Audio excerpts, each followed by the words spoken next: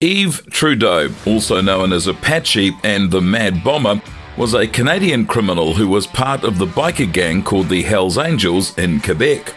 He was involved in many violent conflicts between biker groups in Canada, such as Popeye's Devil Disciples War, Satan's Choice Popeye's War, and the First Biker War. Quebec went through a time called the Grande No Cure, or the Great Darkness, from 1936 to 1960, when it was ruled by a very conservative Catholic party called Union National.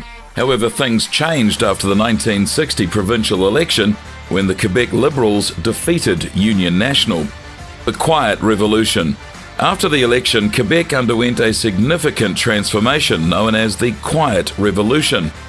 In 10 years, Quebec changed from being one of the most conservative societies in North America to one of the most liberal. The Quiet Revolution was a reaction against the strict Catholic social rules of the Grande No Cure. During this time, Quebec embraced the culture of pleasure-seeking, with higher rates of illegitimate births and drug use compared to English-speaking Canada. Outlaw motorcycle clubs also became popular in Quebec in the 1960s, particularly among young French Canadians who saw the outlaw biker culture as a symbol of freedom, rebellion, and masculinity. Growth of outlaw biker clubs. By 1968, there were 350 outlaw biker clubs in Quebec.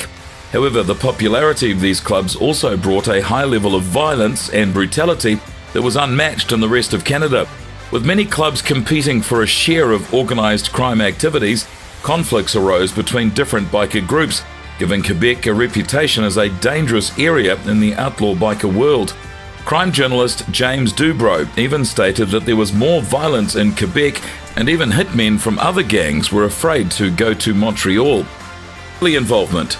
Trudeau joined Popeye's Moto Club, which was infamous for being Quebec's most violent outlaw biker gang, known for committing gruesome acts of violence. The Hells Angels took notice of their brutal reputation, leading to the transformation of Popeyes into Canada's first Hells Angels chapter. From Popeyes to Hells Angels. The Popeyes worked as hitmen for the Montreal Mafia, carrying out cold-blooded killings on their behalf. When Trudeau joined Popeye's Moto Club in 1968, no one could have predicted that he would become one of Canada's most infamous contract killers. In 1975, the Satan's Choice Motorcycle Club formed an alliance with the American Outlaws Motorcycle Club, leading to a fierce rivalry with the Popeyes, who were backed by the Hells Angels. As the Popeyes targeted the Devil's Disciples biker gang, Trudeau emerged as their top assassin, showing a particular fascination with bombs.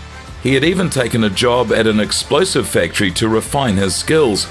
Trudeau was known for being meticulous and professional, which made his services highly sought after. He even earned the name Apache for scalping one of his victims. Trudeau, once a member of the Hells Angels in Quebec, rose to infamy as one of Canada's most feared hitmen. In a violent clash between the Hells Angels and the Outlaws in 1978, Trudeau fatally shot an outlaw member. Over the years, he became deeply involved with the drug trade, working closely with the West End gang. Between 1970 and 1985, Trudeau confessed to killing 43 people, including 18 outlaws. He used cocaine to enhance his killing abilities, becoming a feared and remorseless psychopathic killer. Betrayal and the Lennoxville Massacre. In 1985, Trudeau was enticed by greed and offered $200,000 by the West End gang's leader to eliminate his rival's killers. After receiving $25,000 up front, he was directed to collect the rest from the Hells Angels in Halifax and Saul chapters. Trudeau's cocaine addiction led him to use some of the money that angered the Halifax chapter. The Hells Angels were already upset with the North chapter's misconduct, considering them to be too unruly, abusing drugs and cheating other chapters out of drug profits. This led to the decision to eliminate the North chapter, resulting in the infamous Lennoxville Massacre. Trudeau, who was supposed to attend the meeting, had entered a detox program a week prior. He learned about the massacre while in treatment, and a representative from the Montreal chapter informed him that he was no longer part of the club and he needed to remove his tattoos. The informant. Trudeau's days were limited as the Hells Angels had put a $50,000 contract on his life. In a bid to save himself, he became a police informant and government witness. He pleaded guilty to 43 counts of manslaughter in 1985, although he claimed he didn't intend to kill all 43 victims. The Crown, though, believed otherwise. Additionally, he provided testimony on 40 other murders and 15 attempted murders. The plea bargain Trudeau struck with the Crown sparked controversy, with some deeming it far too lenient. He received a life sentence with the chance for parole after just 7 years, along with financial compensation and government support.